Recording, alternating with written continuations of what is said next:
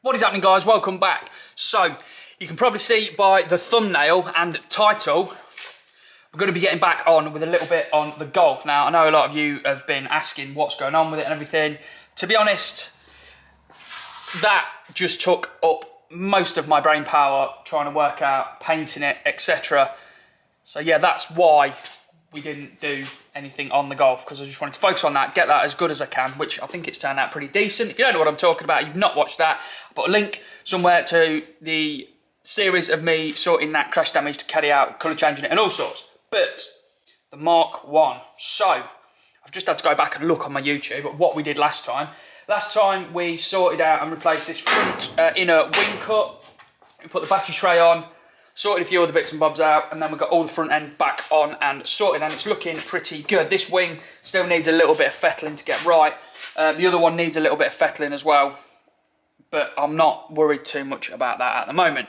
What I want to do this time is sort out this hole in the boot floor. So obviously the car was very, very rotten when we got it.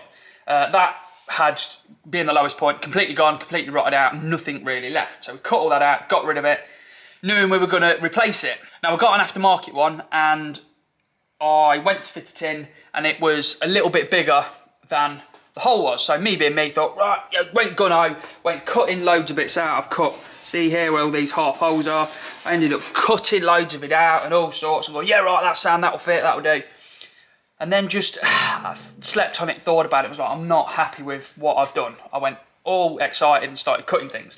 So I then got hold of a second-hand used one, which turned up, and yeah, all the undersealer was hiding loads of rust, and it'd have been more difficult to have tried and save that one. So I decided we were just going to get rid of it, and what we were going to do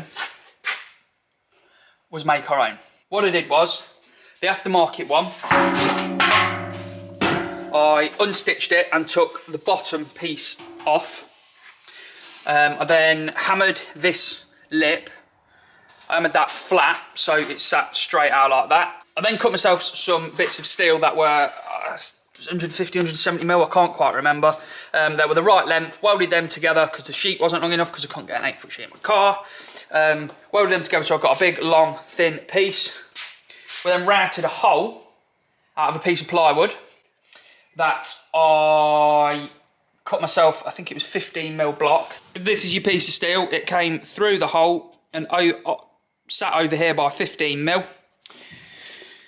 So I went round all these holes, screwed the steel into this, then used a hammer to beat the top edge onto the face of the plywood, which would then give us this nice little lip. Now it isn't perfectly round, it isn't. It's obviously been beaten by hand by me, and as ever, I've gone too quick with it and not taken my time with it. But we've now got a lip that will retain it and hold it in the car.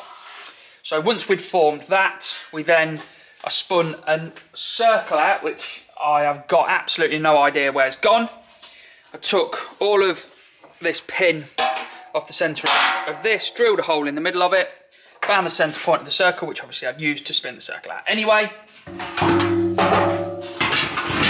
Put the pad inside this, screwed it down to it so that it was held on, and then used a hammer to go round and knock this to the correct diameter for this new upstands. Put the two together, badly welded them together, and we've now got our own spare wheel well, which has only got 2 joins in, which will ground pretty flat. We'll put a bit of filler on them, and yeah, hopefully it will look okay. Now we've got to sort this problem in the car out with the hole being too big. So what I did was went and saw my mate Jason, who's got a laser cutter, who I buy all my sheet steel from, so thank you very much, Jason. I sent him some measurements, and he cut me out a bit of a disc or a hoop or whatever. I've split it to give me a bit of flexibility because it wasn't bang on. And what we're going to do with that, see, obviously we've not got a lot of lip there. We're going to weld that onto there to make the hole the right size to take the new wheel tub. So that's what today's challenge is going to be. I'm going to tidy everything up a little bit in here, get all the edges dressed on this, get a bit of primer and everything. We'll get that bit tacked in place and get that welded in.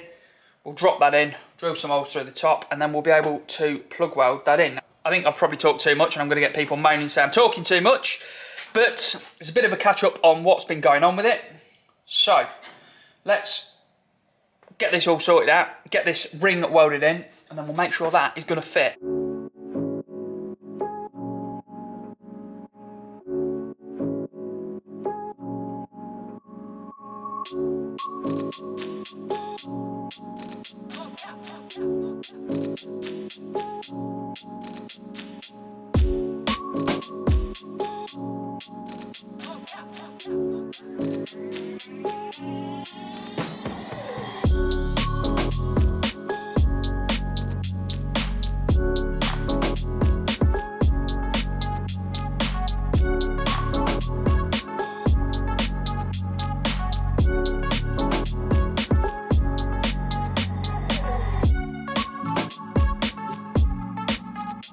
Well, my ideas work, so we've got that in now. I don't know if it's in quite the right orientation or whatever, but the spare wheel well fits. The boot floor is a little bit ruffled where I've been repairing things.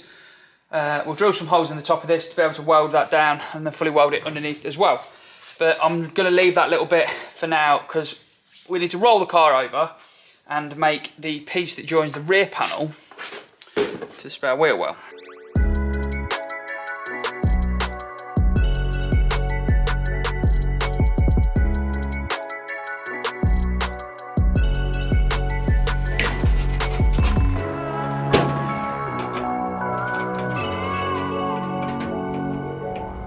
That is now fully welded in. We've got it sort of tacked all the way around. I've painted in here with well-through primer and so that it's got some paint on it. I'm going to come back in now and clean this top edge back with the grinder so it's nice and flat. I've drilled some holes along here which are for me to weld it to here when it's in the car, and I've also drilled holes around the top for me to be able to plug weld it down into that. I've also made, wherever it is, this crazy little bent piece here, which goes something like that, and then this piece welds on to the spare wheel tub, similar to that, so that I think it's just to take a bit of flex out of this rear panel or something. I don't know, there's a reason it's there, so I've made it. There we go, that's back in then. I'm happy with how it sits in there and everything.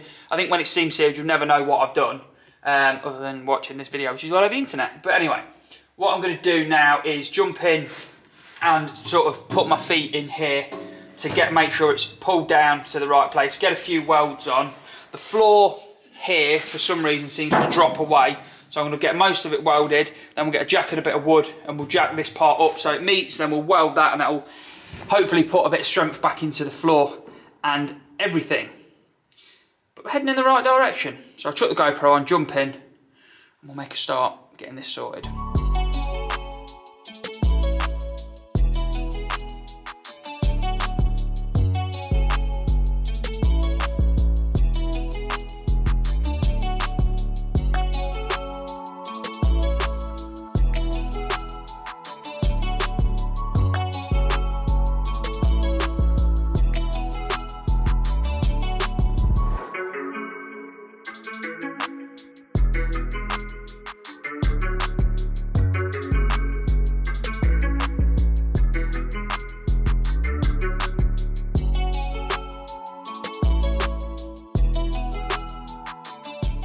And there we go, shears in and looking pretty damn good. So I think once we've got a bit of seam seal around it and all that, I don't think you'll really know that it's been changed. Obviously we've got a fair bit of bodywork to do, sorting bits out, but we knew that was going to happen anyway. I've still got the pin to put back on. I had to remove this to be able to flatten it out and make the template and whatever fit, so we'll have to weld that back on, which is obviously to hold the spare wheel down in place, and I think I've got to weld that hole in the middle up as well. But it's another job ticked off. It isn't finished as ever, because I don't finish anything, I always move on to something else. We've still got to fit this little bracket, which I'll get around to sorting. It's not a major problem. Hopefully you've enjoyed me getting back on with the Mark 1. it's been a long time coming. I do apologise for not working on it for so long, but the Caddy, I'll be honest with you, the Caddy's done exactly what the Caddy was supposed to do. Views dropped off a little bit, subscribers weren't going as fast as they were when we first started with that, so we brought another vehicle into the channel to help grow the channel, and it's done exactly that. I think through the Caddy we've got about 10,000 subscribers in about 4 months, and yeah, views have gone pretty mad. So hopefully you guys that have been watching the Caddy are going to be enjoy watching me carry on getting this Golf back together. Not really sure what we're going to do in the next one. I'm probably, to be honest, I'm going to have to look at these doors will be the next thing. So hopefully you've enjoyed it, guys. Until next time, enjoy.